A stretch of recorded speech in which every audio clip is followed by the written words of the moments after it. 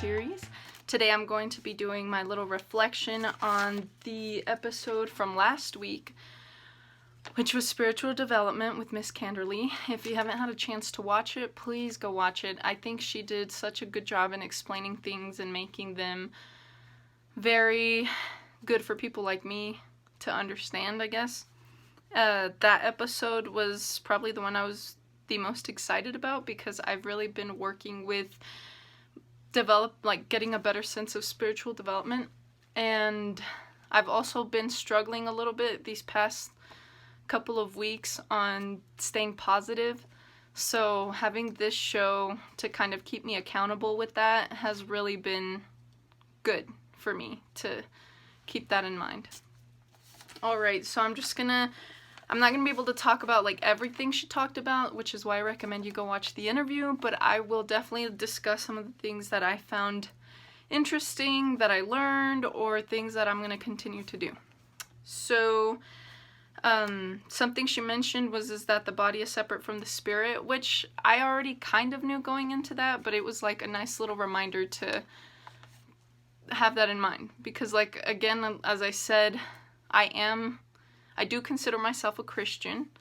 Probably not the best example of one, but I do think I see myself as Christian. I believe in Jesus and Christ and Jesus Christ and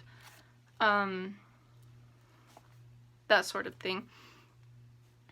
But she mentioned that it was important to get to know yourself by knowing the spirit in you, I think. So that is important. I think that's why so many of us feel kind of lost, is because we focus so much on the body and what it wants and needs, but we don't really kind of look into what the spirit needs, our souls, ourselves. So that's something that I've really been striving to get better at. The misconception she talked about was that you don't have to be religious to be spiritual. Spiritual tends to be more inclusive than religion, which I kind of knew, but I didn't. That was something that I wanted to ask her, because I definitely want to be both, because I was brought up Catholic, so most of those things are super important to me. Some of the beliefs in that religion are important to me. However, I also like the spiritual part of just not having to go to church and stuff. So I don't know how that may be, but that's just me. She said that you can be both, so that's good, because that's what I'm striving to be.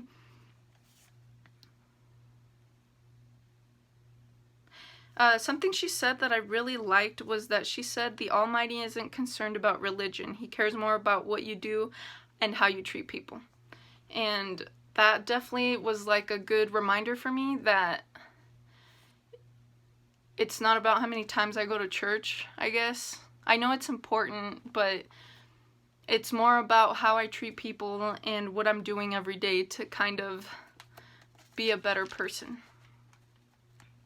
She also mentioned that spirituality is growing and religion is decreasing, and I have to agree with that, because I do know that a lot of people don't like religion pushed anymore, which it is good, but for me personally, spirituality is important, so I don't want that to be something that fades in our world. I want that to be strong and good. Religion is volunteered, not pushed. I think that when somebody wants to be someone who's dedicated to going to church and following the stuff that goes with that, it's really good. I respect that entirely, and I think that's so good, because I used to be like that, and I kind of lost my way a little bit, so I feel like I should work on being better with that sort of thing. But, baby steps is what I keep telling myself every day. Then she mentioned that some of the steps that we can take to be more spiritual she was a yoga instructor, so maybe you could definitely go to a yoga class. And she mentioned that yoga can teach more about life and establishes routines within a person. It gives She said, guide to God routine and being a good person. So yoga can be a guide to a routine and being a better person. We live in a constant distraction from the spirit, and I have to agree with our society. Something else you mentioned that you can do to become more spiritual is meditate, which I completely understand if you think it's hard, because I definitely feel like it's hard. However, there are like guided meditations and stuff that you could do. I find mine on Spotify, but I think you can also just look on YouTube and find different kinds of sounds or meditations. And personally, I think the guided ones help me more, because it's really hard for me to just block out everything in my head and just not think about anything. So I need that person just like talking to me and telling me what to do to kind of help my thoughts go away for a little bit. Praying, working out, walking, sports. She said that those are all forms of meditation, because meditation is kind of a way to get your mind out of your thoughts for a little bit. And some of these points that she mentioned were things that I hadn't really thought about, but I really liked and appreciated, were that spirituality can be listening to the signs from God. And that is every day. Every sign, everything we get, that's the sign from God. I know if you might not believe in God, then you can think of it as the universe, as the power. I don't know, you can choose to see it however you do. I personally see it as God. And she said that living in the present moment because that's where the spirit lives. God is present where there's in the moment in time, and there is love. So God is in every present moment as well as love. And God is love. So, or the power, spirit, the Almighty, the universe, literally however you want to see it. Every thought and word is a prayer. That's not something I had actually thought about, but I guess, yeah, I can see that. Like, what we say out there is the universe or God can hear. So I have to try to be more cautious of what I say, because sometimes it can be negative and it's always like harmful to myself. So it's best to try to make our thoughts and what comes out of our mouth more positive. She also mentioned that surrendering is something that we have a hard time with, and I have to agree with that, because it's when we're most vulnerable, and nobody really likes to be vulnerable. So I might have not done such a good job at reviewing it, but listening to the interview, it puts a lot of things in perspective to me. I recently also bought these little affirmation cards that I read one every day, and it kind of does help me, reading it right off the bat in the morning, to kind of set my mindset to be a little bit more positive for the day. Because again, I have been struggling these past couple of weeks and being positive and productive. So I have to constantly keep myself in check. And you know what? Even finding a friend that you know who's trying to do the same things as you are, keeping yourselves in check with them. I know that I currently have a couple of friends who I'm doing that with. I have to make sure that they kind of remind me that it's okay, and vice versa. And I think having a good support group is so good with stuff like that. So yeah, tell me what you think, your thoughts. You should definitely do that.